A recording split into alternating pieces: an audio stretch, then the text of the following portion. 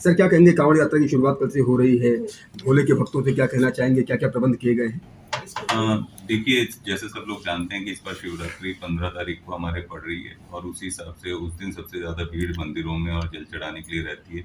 और ज़्यादातर चाहे दिल्ली, राजस्थान, हरियाणा या हमारे बुलंदशहर, बागपत या और भी डिस्ट्रिक्ट्स और प्रदेश के जितने भी कांवड़िया हरिद्वार से जल लेके चलते हैं, उनका ट्रांजिट रूट हमारा जनपद रहता है। तो मैक्सिमम इन्फ्लक्स मेरठ में रहता है, इस वजह से काफ़ी सेंसिटिव भी रहता है। तो हम लोगों ने पूरी पर्याप्त व्यवस्था की हुई है। हमारे प्रमुख मार्ग 4 हैं यहाँ पे, जिनका पैच मरम्मत और उनको सही तरीके से सुचारू रूप से कर दिया गया है। उनके अराउंड जो नहर हैं उनकी या जो भी आसपास के पेड़, जंगली पेड़ ये सब हैं, सबकी सफाई लगातार हम लोगों ने कर दी गई है। नहर में पर्याप्त मात्रा में सुरक्षा या पानी के आसपास जो रोड चल रही है जहाँ पे लोग नहाते या लोग नीचे उतर के कुछ अपना स्नान करते हैं, वहाँ पे भी पर्याप्त सेफ्टी इक्विपमेंट्स और रस्सियाँ और गोताखोरों की व्यवस्था की गई है। कांवड़ संघों से लगातार बात हो रही है कि किस तरीके से कहाँ कांवड़ लगने हैं और कौन से मानक का अनुपालन करना है। तो सभी लोगों ने अपना पॉजिटिव रिस्पांस भी दिया है और सब लोग जिला प्रशासन और पुलिस के साथ मिलकर जो भी एक तरीके के निर्देश है उनका पालन कर रहे हैं। इसके अलावा विद्युत सुरक्षा हो, चाहे वो पॉलिथीन्स लगानी हो पोल्स पे या ट्रांसफार्मर्स की बैरिकेडिंग करनी हो, वो हमने की गई है। 7,000 के आसपास पोल्स हैं और 150 के आसपास ऐसे ट्रांसफार्मर्स हैं जो रूट पे पड़ते हैं। इसके अलावा 1000 से ऊपर सीसीटीवी कैमरास लगाए गए हैं और इस बार पहली बार सीसीटीवी कैमरेज के साथ हमने पब्लिक एड्रेस सिस्टम को भी जोड़ा है। तो एक जगह से हम अनाउंसमेंट कर सकते हैं अगर पब्लिक को कुछ भी हमें अनाउंसमेंट करना है। हमारे सारे सीसीटीवी कैमरास ज़्यादातर आईपी कैमरास है, तो सतत निगरानी हमारे यहाँ से हेडक्वार्टर भी उनको डायरेक्टली देख सकता है। इसके अलावा जो हमारी मीट शॉप्स हैं या लिकर शॉप्स हैं, उस पर भी पर्याप्त रिस्ट्रिक्शंस और जहाँ जहाँ चौथाई बदलनी थी वो हमने बदली है। और उसके अलावा जो भी जब इन्फ्लक्स बढ़ेगा है, लोग ज़्यादा आएंगे, तो उनको बंद करने का जो भी निर्णय लेना है उस हिसाब से लिया जाएगा। हमने ये भी अपील की है लोगों से कि शहर में जिनको राजस्थान, हरियाणा, दिल्ली जाना है वो बाईपास से जाएं और शहर अननेसेसरी में क्लटर ना हो और जिसकी वजह से जाम की समस्या ना हो। विगत वर्ष हमने ये एक्सपेरिमेंट किया था और ये काफ़ी लोगों ने इसको माना और इस वजह से शहर में बहुत ज़्यादा जाम की स्थिति नहीं हुई। इस बार इसको और इम्प्रूव करके हम लोग करवाएंगे। बाकी मेडिकल कैंप्स, पर्याप्त मात्रा में एंटी वेनम, एंटी रेबीज ये हमने निर्देशित किया गया है। और इसके अलावा हम एक एप्लीकेशन बना रहे हैं जिसमें सभी रूट्स को लेकर और जो भी सुविधाएं जहाँ जहाँ कैंप है वो सभी को एक तरीके से कोई भी उसको एक्सेस कर सकता है और वो पता कर सकता है।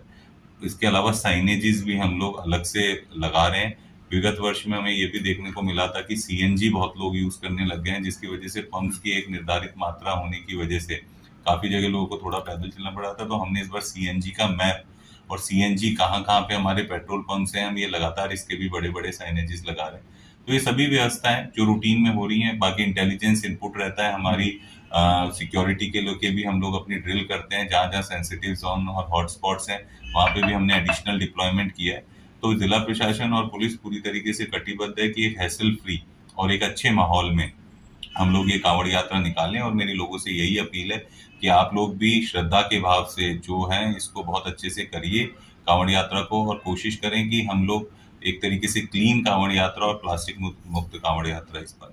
ये क्या कोई कंट्रोल रूम भी बनाया गया है कि 24 घंटे वो कंट्रोल रूम ऑपरेट करेगा? 24 घंटे का कंट्रोल रूम यहीं कलेक्ट्रेट में बनता है। पुलिस का भी रहता है, प्रशासन का एक पूरा इंटीग्रेटेड कंट्रोल रूम रहता है जिसमें ड्यूटीज ऑलरेडी लगा दी गई हैं, हंटिंग लाइंस ऑलरेडी लगा दी गई हैं, पेपर्स में नंबर दे दिया गया है और हर विभाग का जो डील करता है उसका कोई ना कोई व्यक्ति यहाँ पे कंट्रोल रूम में लगातार 24 घंटे उपस्थित है। हेलीकॉप्टर से भी निगरानी की जाएगी?